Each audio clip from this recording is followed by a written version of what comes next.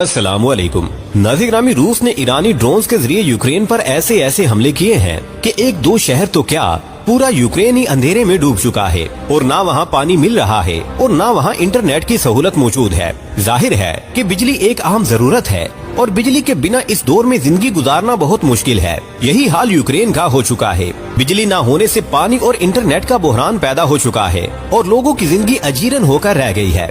प्यार दोस्तों, इस मौजू पर मजीद बात करने से कबल आपसे गुजारिश है कि हमारी इस वीडियो को आखिर तक जरूर देखिएगा ताकि आप लोग मुकम्मल और जामी मालूमात से मुस्तफिद हो सके। तहम वीडियो में आगे बढ़ने से कबल हस्बे मामूल चैनल पर नए आने वाले तमाम लोगों से इल्तमास है कि पहले पाक प्लेस को सब्सक्राइब करते हुए साथ बेल आइकॉन को भी दबा लें ताकि हर नई आने वाली वीडियो की नोटिफिकेशन आपको बआसानी मौसूल हो सके। तो आइए नाजरीन, चलकर आज के मौजू का आगाज करते हैं।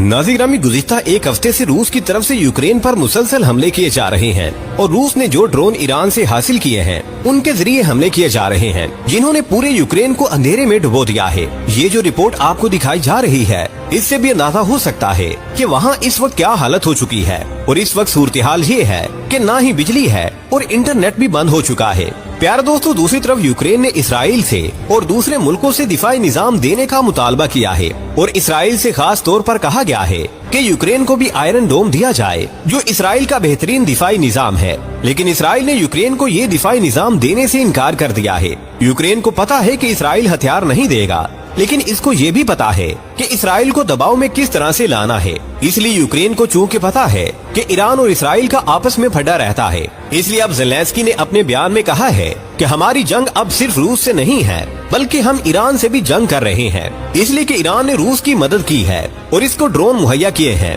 ज़ेलेंस्की का ये बयान असल में इसराइल को कायल करने के लिए था कि इसराइल ईरान के मुकाबले में इसको दिफाई निजाम मुहैया कर दे। इसके साथ साथ ये भी कहा है कि रूस और ईरान इस वक्त ऐसे ही हैं जैसे इसराइल के खिलाफ हिजबुल्लाह है। गोया ज़ेलेंस्की ने रूस और ईरान को यूरोप का हिजबुल्लाह करार दिया है और इस बयान का मकसद भी यही है कि जिस तरह इसराइल हिजबुल्लाह से लड़ रहा है उसी तरह यूक्रेन भी रूस और ईरान से लड़ रहा है। इनका मुकाबला करने के लिए हमें हथियारों की जरूरत है और हमारी दरख्वास्त है कि हमें हथियार दिए जाएं।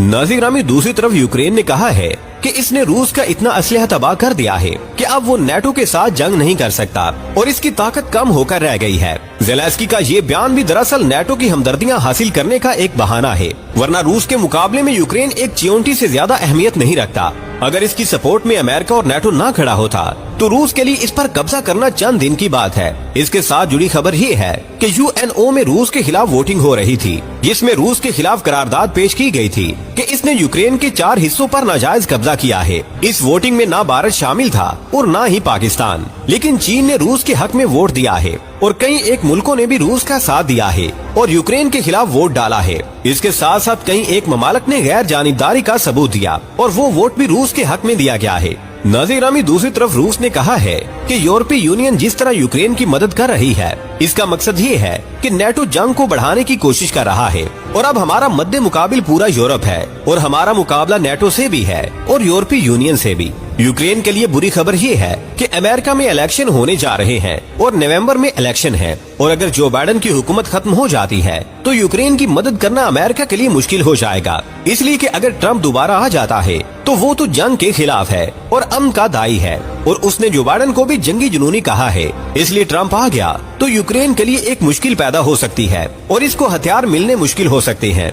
नाज़रीन, रिपब्लिक पार्टी जंगों के भी खिलाफ है और जो बाइडेन के उसूलों के भी खिलाफ है, इसलिए इसके आते ही यूक्रेन एक क्राइसिस का शिकार हो सकता है।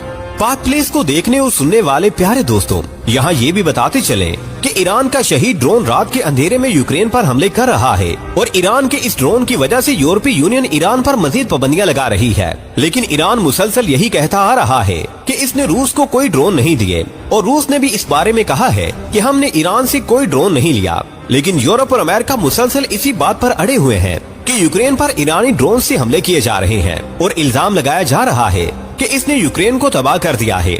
लेकिन ईरान के खामनेई ने बयान दिया है कि एक जानिब तो अमेरिका ये कहता है कि ईरान के पास कोई खतरनाक ड्रोन नहीं है, दूसरी तरफ इल्जाम लगा रहा है कि हमने रूस को ये ड्रोन दिए हैं। खामनेई का ये बयान असल में अमेरिका के मुंह पर एक तमाचा है और अब अमेरिका ने भी क्लियर कर दिया है कि यूक्रेन में ईरान के ही ड्रोन इस्तेमाल हो रहे हैं और इसने कुछ तस्वीर भी जारी की हैं कि ये ईरान के ही ड्रोन हैं। प्यारे दोस्तों, दूसरी तरफ यूक्रेन ने भी ऐलान कर दिया है कि अब हमारी जंग ईरान के साथ भी है इसलिए कि ईरान रूस की खुलकर हिमायत कर रहा है।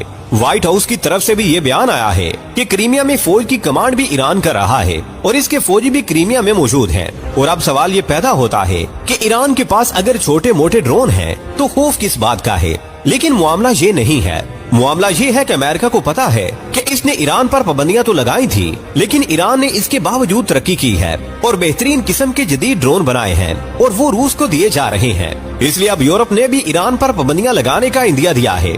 नेटो के चीफ ने भी बयान दिया है कि ये सबूत भी मिल गए हैं कि ईरान के ड्रोन रूस के पास मौजूद हैं और उनसे ही यूक्रेन पर हमले किए जा रहे हैं। लेकिन ईरान के वजीर दिफा ने बयान दिया है कि अगरचे हमारे रूस के साथ दिफाई मुआहदे भी हैं, लेकिन हम रूस को हथियार नहीं दे रहे और अगर दे भी रहे हैं तो इसका सबूत दिया जाए। दूसरी तरफ चीन और रूस ने मारियोपोल में अपने मकान बनाने शुरू कर दिए हैं और उनको फरोख्त भी किया जा रहा है और कहा जा रहा है कि ये रूस का ही इलाका है, इसलिए जो भी चाहेंगे इसमें तामीरात की जाएंगी। प्यारे दोस्तों, जर्मनी के चांसलर ने भी बयान दिया है कि रूस बिजली, अनाज और गैस को हथियार के तौर पर इस्तेमाल कर रहा है, लेकिन हम इसकी हर कोशिश को नाकाम बना देंगे।